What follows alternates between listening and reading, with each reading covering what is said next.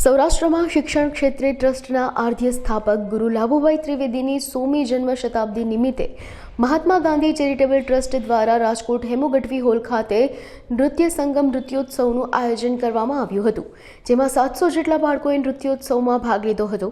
આ કાર્યક્રમમાં ધારાસભ્ય દર્શિતા શાહ, પરસોત્તમ પીપળિયા, કાશ્મીર નથવાણી, ગોવિંદ પટેલ, જયંતિ કાલરિયા, અતુલ રાજાણી સહિતના અગ્રણીઓ સહિત મોટી સંખ્યામાં લોકો ઉપસ્થિત રહ્યા હતા।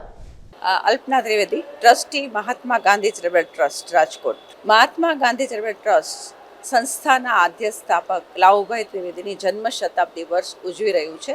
એ અંતર્ગત મહાત્મા ગાંધી ચેરિટેબલ ટ્રસ્ટ સંચાલિત શાળા કોલેજના વિદ્યાર્થીઓનું નૃત્યોત્સવનો કાર્યક્રમનો આજે હેમુ ગઢવી હોલ ખાતે કાર્યક્રમ છે। ખાસ લાભુભાઈ ત્રિવેદી વસંતોત્સવ જે તે વખતે કરતા અને વિદ્યાર્થીઓને પ્લેટફોર્મ આપતા, અને એ જ હેતુથી અમે લોકોએ અમારી સંસ્થાના 700 વિદ્યાર્થીઓ આજે ભાગ લઈ રહ્યા છે। એ નૃત્યોત્સવમાં આપણા ભારત દેશના વિવિધ લોકનૃત્યોનું રજૂઆત કરવામાં આવી છે, અને એના માટે અમને અમારી સંસ્થાના સોનલબેન સાગઠિયાએ નિર્દેશન આપ્યું છે, અને પ્રીતિબેન ગણાત્રા અને ભારતીબેન નથવાણીએ ખૂબ સરસ રીતે એનું સંકલન કરેલું છે।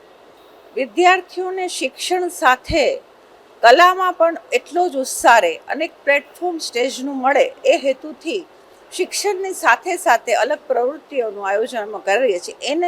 એના ભાગરૂપે અમે નૃત્યોત્સવનું આયોજન કરેલું છે। તહેવાર જે આપણા ભારત દેશના છે, અલગ અલગ તહેવારોનું નિદર્શન છે। બંગાળી છે નૃત્ય, ઘંટરાવ નૃત્ય છે, અરેબિયન નૃત્ય છે, વેસ્ટર્ન નૃત્ય છે, અને કેરળનું નૃત્ય છે, એમ વિવિધ ગુજરાતી ગરબા છે, ભાંગડા છે, એ તો છે જ, વિવિધ નૃત્યોનું સંકલન કરેલું છે। લાભુભાઈ ત્રિવેદીની જ્યારે 100મી જન્મજયંતિ ઉજવી રહ્યા છીએ ત્યારે લાભુભાઈનું શિક્ષણ સાથે મોટું યોગદાન છે, અને આજની 100 વર્ષની જન્મ શતાબ્દીએ પણ લાભુભાઈ રાજકોટમાં હૃદયસ્થ છે, એની સાચામાં સાચી શ્રદ્ધાંજલિ છે।